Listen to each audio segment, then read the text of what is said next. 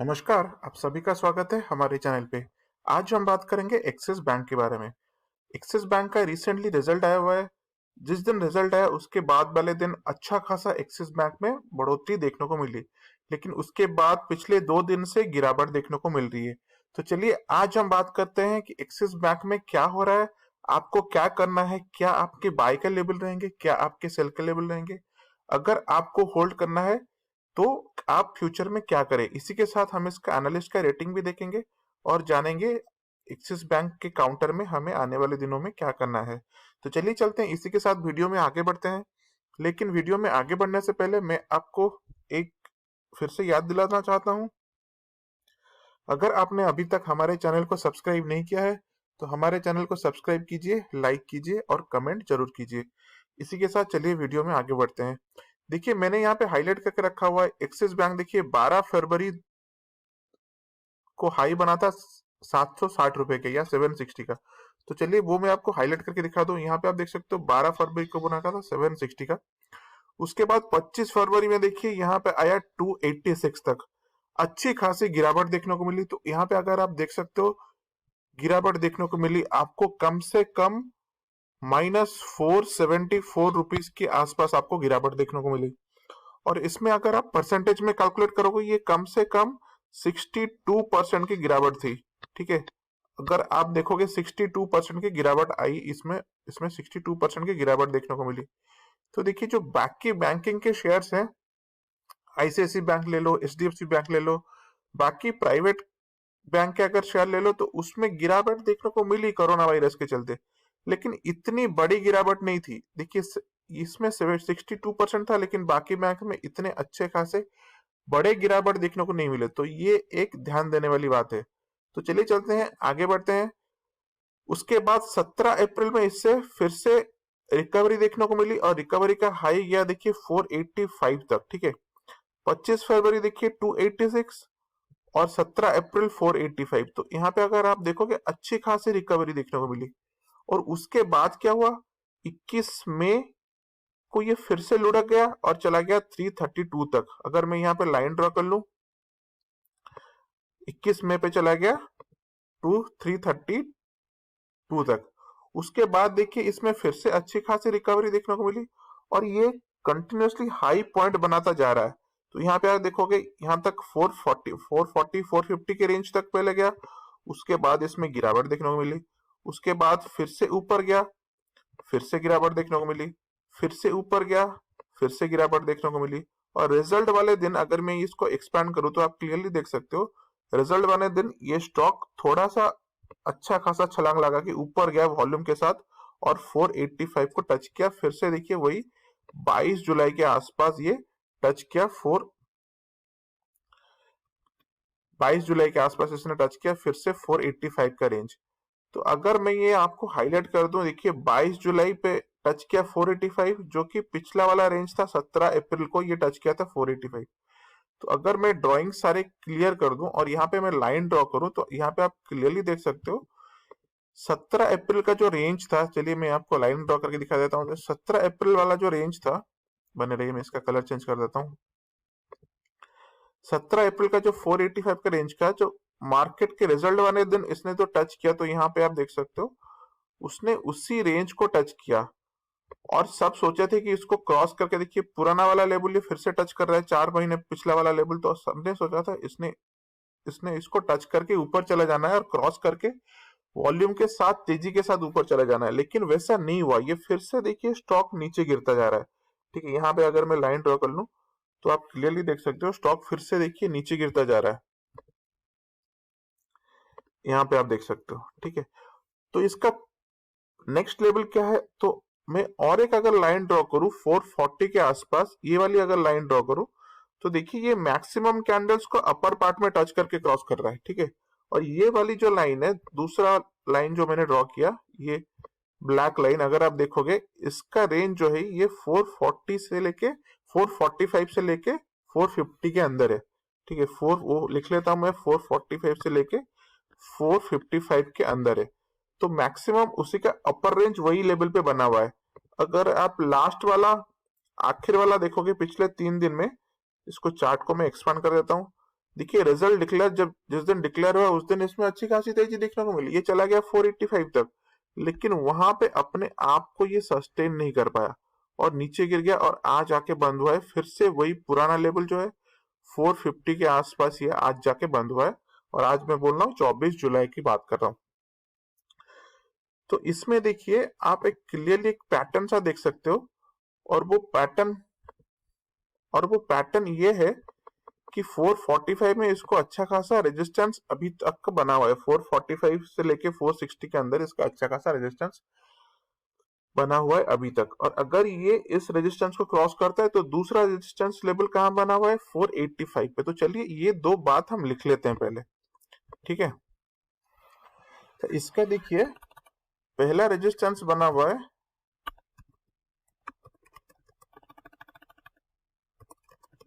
450 से लेके 460 के अंदर इसका पहला रेजिस्टेंस बना हुआ है। अगर अगर ये इसको क्रॉस करके जा रहा है तो दूसरा रेजिस्टेंस इसका बना हुआ है 485 के लेके 490 के आसपास। अगर इसको 450 क्रॉस करता है तो 485 पे, अगर 485 क्रॉस करता है तो ये स्टॉक और भी ऊपर जा सकता है। तो लोअर लेवल पे सपोर्ट कौन पे बना हुआ है, पहला सपोर्ट बना हुआ है इसका, यहाँ पे अगर मैं लाइन ड्रॉ कर लूं, लाइन के साथ आपको सपोर्ट का आइडिया आ जाएगा। अगर यहाँ पे देखिए मैं लाइन ड्रॉ कर लूं, ये देखिए और भी कैंडल्स को, मैक्सिमम कैंडल्स को मिडिल लेवल पे क्रॉस कर रहा है, ठीक है, 425 के आसपास। तो चलिए वो लाइन में आपको हाईलाइट करके दिखा दूं। ये तीसरी वाली जो लाइन ड्रॉ करी हुई है, ये आप देख सकते, तीसरी वाली लाइन देखिए 425 के आसपास इसको अच्छा खासा सपोर्ट मिल रहा है, क्योंकि देखिए मैक्सिमम कैंडल्स को मिडिल लेवल पे ये क्रॉस करके जा रहा है। तो उस हिसाब से ये लोअर सपोर्ट हम अपडेट कर सकते हैं और इस पे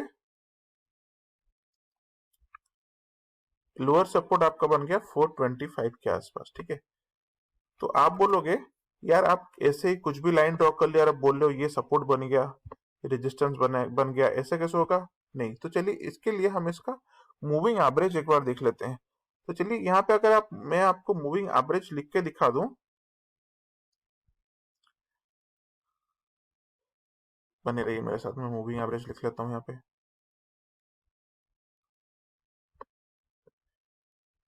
देखिए 5 डे का एक्सपोनेंशियल मूविंग एवरेज आपका 451, ठीक है।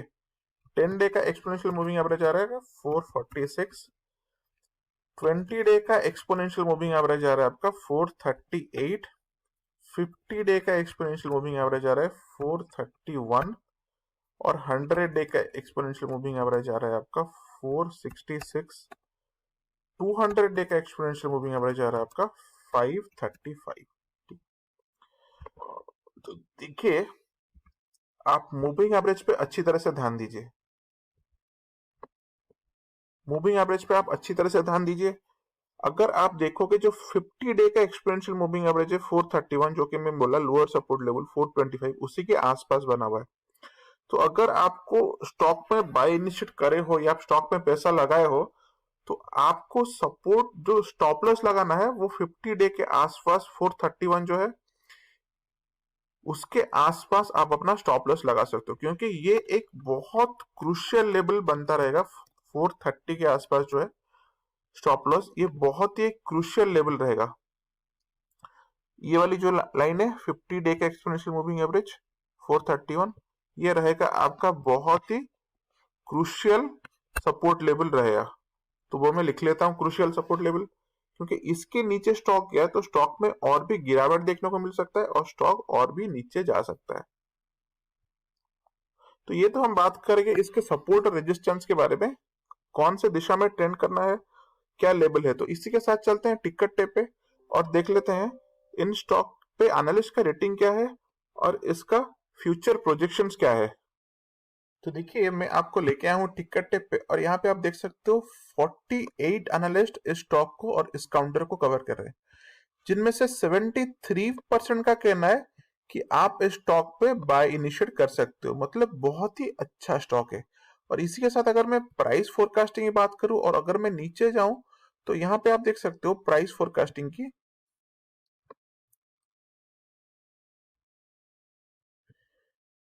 हायर रिटर्न एक्सपेक्टेशन देखिए, स्टॉक में अच्छा खासा आपको रिटर्न देखने की, आप अच्छा खासा रिटर्न स्टॉक से देख सकते हो। करंट प्राइस देखिए, फोरकास्टिंग करंट डेट है 2020 जुलाई, फोरकास्टिंग एक साल के लिए की जाती है, फोरकास्टिंग देखिए जुलाई 21 के लिए की जा रही है। ठीक है, करंट प्राइस देखिए 460 आज के आसपास के प्राइस है।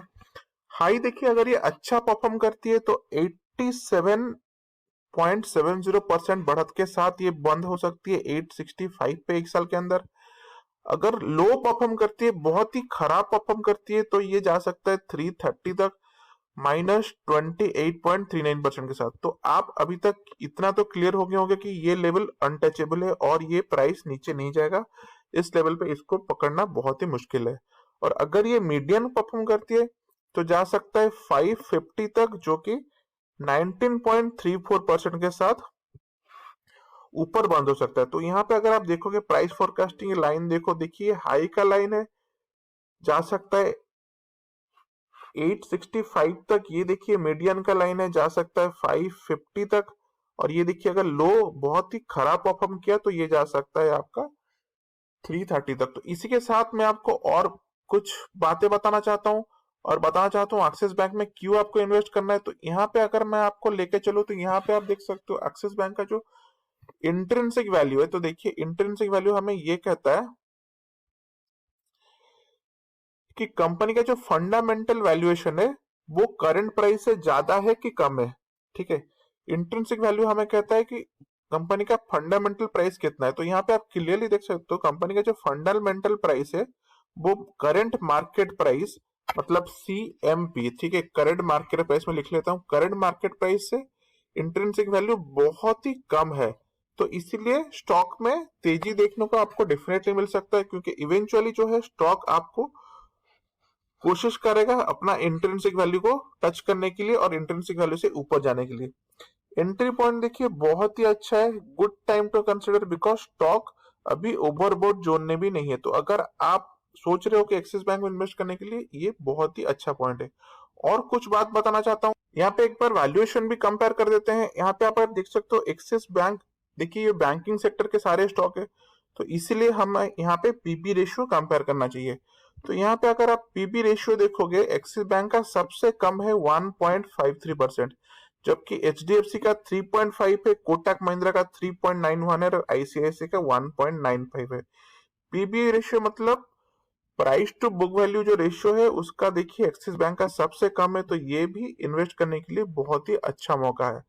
प्राइस कंपैरिजन देखो, प्राइस कंपैरिजन जैसे मैं बोलता हूँ, बोला पहले से, एक्सिस बैंक में देखिए अच्छी खासी गिरावट देखने को मिली कंपैरिजन टू एचडीएफसी बैंक और कोटक बैंक के कंपैरिजन में। लेकिन इसी के चलते अगर आप देखोगे रिकवरी भी एक्सिस बैंक में अच्छी खासी देखने को मिलेगी।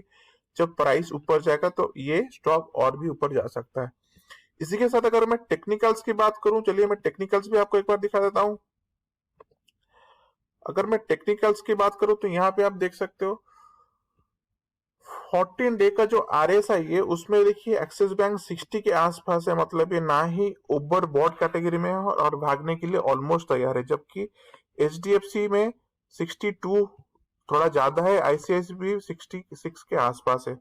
और अगर मैं फोरकास्टिंग भी बात करूं तो फोरकास्टिंग हम एक बार ऑलरेडी देख चुके हैं, और उसके बाद भी अगर आप देखोगे तो यहाँ पे देखिए फोरकास्टिंग में एक्सिस बैंक पे बाय रिकमेंडेशन 72.91% है, जो कि एचडीएफसी में 91 है, काफी अच्छा है। कोटक महिंद्रा में देखिए और भी कम है 67.5%।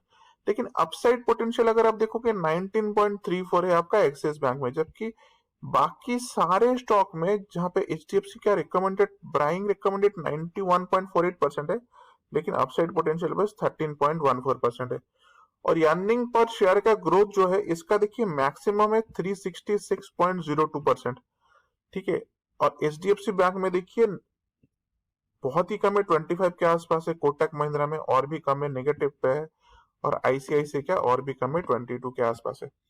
तो ये सब कंसिडर करोगे तो एक्सिस बैंक इन्वेस्टमेंट के लिए बहुत ही सही मायने रखता है अभी के टाइम पे। तो चलिए चलते हैं, वीडियो में आगे बढ़ते हैं। तो चलिए इसका रिसेंट रिजल्ट एक बार देख लेते हैं। देखिए नेट प्रॉफिट जो इसमें -19% की गिरावट देखने को मिली है। पिछले साल के सेम क्वार्टर में था ये 11 1370 करोड़, जबकि इस साल ये आ गया Q1 FY21 का आ गया 1112 करोड़। तो इसमें देख सकते हो आप, इसमें गिरावट देखने को मिली है। लेकिन अच्छी बात ये है, देखिए नेट इंटरेस्ट इनकम जो है उसमें इनको अच्छा खासा बढ़ोतरी देखने को मिली है, क्योंकि पिछले साल के सेम क्वार्टर में था ये 5844 करोड़, जबकि इस साल के सेम क्वार्टर में आ गया 6985 करोड़। तो देख सकते हो 20% की बढ़ोतरी देखने को यहाँ पे मिली है। तो नेट इंटरेस्ट इनकम यह है कि देखिए बैंक का काम यह है कि एक जगह से पैसा लाते हैं और दूसरे जगह पे पैसा ये देते हैं, लेंडिंग करते हैं। तो जहां से पैसा लाते हैं वहां पे भी इनको इंटरेस्ट देना रहता है, और जिसको पैसा देते हैं वहां से भी ये इंटरेस्ट इनकम करता है। तो ये जो इंटरेस्ट का डिफरेंस है वो नेट इंटरेस्ट इनकम है, और इसमें देखिए अच्छी खासी बढ़ोतरी देखने को मिली है।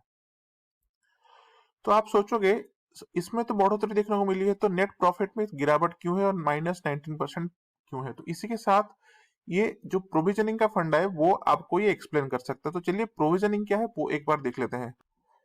तो यहाँ पे देखिए मैं लेके आया हूँ आपको प्रोविजनिंग दिखाने के लिए। तो अगर आप देख सकते हो करंट क्वार्टर में Q1 FY21 में ये है 3512 करोड़, ठीक है, जो कि पिछले साल के क्वार्टर में था 2886 करोड़। तो इसके चलते प्रॉफिट में आपको गिरावट देखने को मिली है। लेकिन एक अच्छी बात है, देखिए Q4 जो पिछले साल का लास्ट क्वार्टर था, Q4 ऑफ FY20, उसमें था ये 4204 करोड़ रुपीस। तो इस क्वार्टर के कंपैरिजन में देखोगे तो प्रोविजनिंग में कमी आई हुई है। तो जो एक बहुत ही अच्छा सिंबल है कि आने वाले दिनों में बैंक्स के जो है वो एनपीएस जो है उसमें अच्छी खासी इनको सुधार देखने को मिल सकता है, क्योंकि प्रोविजनिंग वो चीज होती है, आपको पैसा अलग रखना पड़ता है। अगर कोई भी लोन आपको खराब हो जाए, एनपीए बन जाए, तो उसके लिए पहले से आपको पैसा अलग करके रखना है और उसे प्रोविजनिंग कहते हैं। अगर इसमें सुधार आता है तो बैंक के प्रॉफिट में भी अच्छी खासी बढ़ोतरी देखने को मिल सकता है। ये बात देखिए नीचे भी हाईलाइट किया गया हुआ है।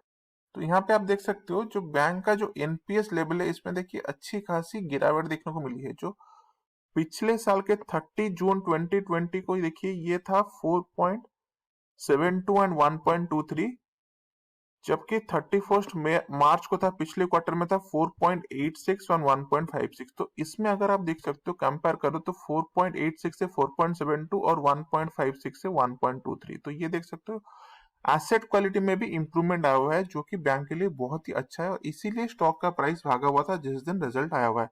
तो चलिए हम चार्ट पे वापस चलते हैं और जानते हैं अगर आपको स्टॉक में इन्वेस्ट करना है तो क्या करना है, कौन से लेवल पे करना है और क्या करना रहेगा आगे। तो देखिए हम वापस अपने स्टॉक के चार्ट के ऊपर आ चुके हैं। हम क्लियरली पता चल गया, हमें रेजिस्टेंस बना हुआ है 450 के आसपास, और दूसरा रेजिस्टेंस बना हुआ है 485 के आसपास, लोअर लेवल का सपोर्ट बना हुआ है 425 के आसपास, और आपको स्टॉप लॉस अगर लगाना है तो 430 से लेके 425 के आसपास आप स्टॉप लॉस लगा सकते हो। तो देखिए आप बाय इनिशिएट कर सकते हो। तो चलिए मैं आपको यहाँ पे लिख के दिखा देता हूँ। अगर आप स्टॉक पे बाय इनिशिएट कर सकते हो, अगर आपको स्टॉक में इन्वेस्ट करना है 440 से लेके 450 के आसपास आप शॉर्ट टर्म में आप स्टॉक पे बाय इनिशिएट कर सकते हो। यहाँ पे मैं लिख देता हूँ, बाय इनिशिएट कीजिए 450 से लेके 440 के आसपास आप स्टॉक में बाय इनिशिएट कर सकते हो, क्योंकि इस लेवल पे स्टॉक फिर से वापस जाएगा। तो अगर आपको स्टॉक में सेल करना है तो शॉर्ट टर्म बेसिस पे जैसे रेजिस्टेंस क्रॉस करता है 485 के आसपास, 495 के आसपास जाता है, तो आप स्टॉक से एग्जिट ले सकते हो और आप अपना प्रॉफिट बुक कर सकते हो। क्योंकि देखिए अगर ये स्टॉक ये रेजिस्टेंस जो है 485 को क्रॉस करता है, इसके बाद देखिए 200 डे का एक्सपोनेंशियल मूविंग एवरेज आ रहा है 535 तक। तो अगर ये स्टॉक आपका रेजिस्टेंस 485 क्रॉस करता है तो डेफिनेटली ये जाएगा 200 डे का एक्सपोनेंशियल जो मूविंग एवरेज है 535, ये उसका दूसरा टारगेट बनेगा और ये 535 को क्रॉस करने की कोशिश करेगा। तो इस हिसाब से देख के ये आपके लेवल्स बन गए। अगर आपको इन्वेस्टमेंट करना है शॉर्ट टर्म बेसिस पे तो इस लेवल पे आप इन्वेस्ट कर सकते हो, ये आपके टारगेट रहेंगे। लेकिन अगर आप लॉन्ग टर्म इन्वेस्टर हो, आपके पास होल्डिंग पड़ी हुई है, तो आप एक्सिस बैंक को होल्ड करके लॉन्ग टर्म इन्वेस्टमेंट के लिए रख सकते हो। 1 साल 2 साल 1 ईयर 2 ईयर 3 ईयर के लिए आप डेफिनेटली स्टॉक में पैसा इन्वेस्ट कर सकते हो। लॉन्ग टर्म इन्वेस्टमेंट के लिए बहुत ही अच्छा है। इसी के साथ मैं ये वीडियो समाप्त करना चाहता हूँ। आपको वीडियो पसंद आए तो हमारे चैनल को लाइक कीजिए, कमेंट कीजिए और सब्सक्राइब जरूर कीजिए। वीडियो देखने के लिए बहुत बहुत धन्यवाद। थैंक यू दोस्तों।